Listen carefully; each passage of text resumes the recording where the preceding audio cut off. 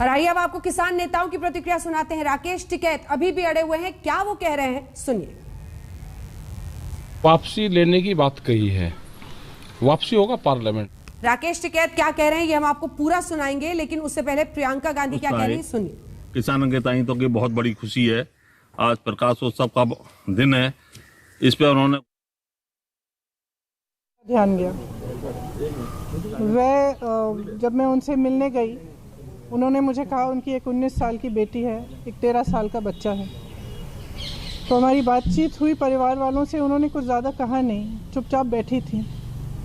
अंत में जब हम जाने वाले थे तो मेरे पास आए, उन्होंने कहा कि मुझे बहुत डर लग रहा है, मैं अपने पति के बिना इन दोनों बच्चों को कैसे संभालूंगी। अपनी बेटी के लिए डर है, हम यहाँ अकेले रह रहे हैं, डर है। किसी वजह से मेरा ध्यान उन पर गया, क्योंकि मैंने सोचा कि वो क्या सोच रहे होंगे कि जिस सरकार के मंत्री के बेटे ने उनके पति को कुचला, जो प्रधानमंत्री उसी दिन, शायद उसके अगले दिन लखनऊ आए, या शायद उसके 1-2 दिन पहले लखनऊ में थे। लखनऊ से उनका घर 15 मिनट में पहुंच सकते थे हेलीकॉप्टर में।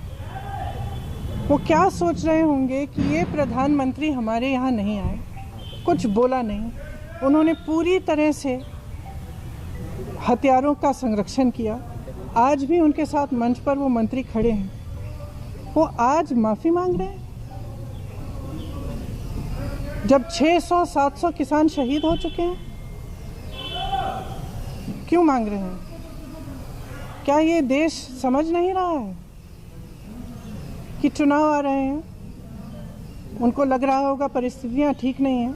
विधानसभा के चुनाव जो हैं उनका सर्वे आया है, उसमें उनको दिख रहा है कि परिस्थितियां ठीक नहीं हैं। तो अब चुनाव से पहले वो माफ़ी मांगने आ गए हैं। तो देखिए, हमें समझना पड़ेगा, जो सरकार है उसके ही नेताओं ने किसानों को क्या क्या नहीं बोला। आंदोलनजीवी, गुंडे, आतंकवादी, देशद्रोही, ये सब किसने कहा? जब ये सब कह रहे थे तो क्या हुआ? प्रधानमंत्री जी चुप क्यों थे? बल्कि उन्होंने आंदोलनजीवी शब्द बोला। जब किसानों की हत्या हो रही थी, जब किसानों को मारा जा रहा था, जब लाठियां बरसाई जा रही थी, जब उनको गिरफ्तार किया जा रहा था, तो कौन कर रहा था? आपकी ही तो सरकार कर रही थी। आज आप आकर कह रहे हैं कि ये कानून आप रिपील करेंगे, तो हम कैसे भरोसा करें? हम आपकी नीयत पे कैसे भरोसा करें? सब स्पष्ट है, सामने है देश के। मुझे खुशी इस बात की है कि ये सरकार समझ गई है कि इस देश में किसान से बड़ा कोई नहीं है। इस देश में अगर एक सरकार किसान को कुचलने की कोशिश करती है और किसान खड़ा हो जाता है, तो उस सरकार को अंत में झुकना ही पड़ेगा। ये सरकार समझ गई है। इस बात पर मुझे खुशी है, और मैं कहना चाहती हूँ कि जो किसान शहीद हुए इस पूरे आंदोलन में, कई किसानों के परिवारों से मैं पिछले पूरे साल में मिल रही हूँ, मैं मिली हूँ, मैं उनका दुख समझती हूँ, और हम सबको सबसे पहले उन्हें श्रद्धांजलि देनी चाहिए। अगर सरकार सचमुच सीरियस है तो उनके लिए जो कार्रवाई होनी चाहिए, ख़ास तौर से जो लखीमपुर खीरी में हुआ, उस पर जो कार्रवाई सही ढंग से होनी चाहिए वो करनी चाहिए। मंत्री का बर्खास्त करना चाहिए,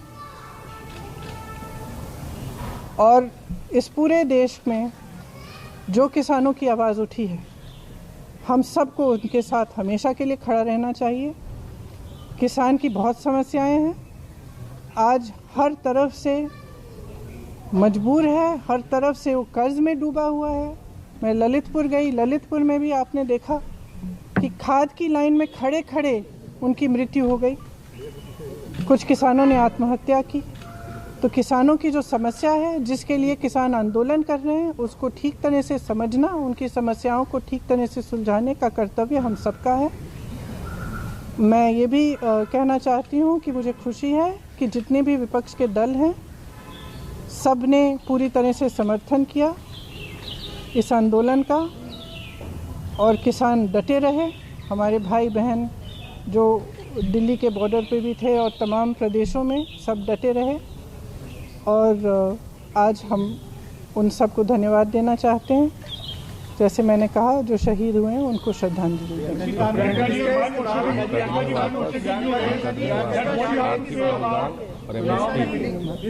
क्या ये चुनाव में मिली हार की वजह से जो है, एक मिनट में एक एक करके पूछूं। प्रियंका जी, क्या चुनाव में मिली जो हार है उसको देखते हुए ये फैसला लिया गया है कि आने वाले भविष्य में ऐसी हार? ये तो स्पष्ट है, ये बहुत स्पष्ट है। देखिए, जनता में बहुत विवेक है, जनता सब कुछ समझ रही है।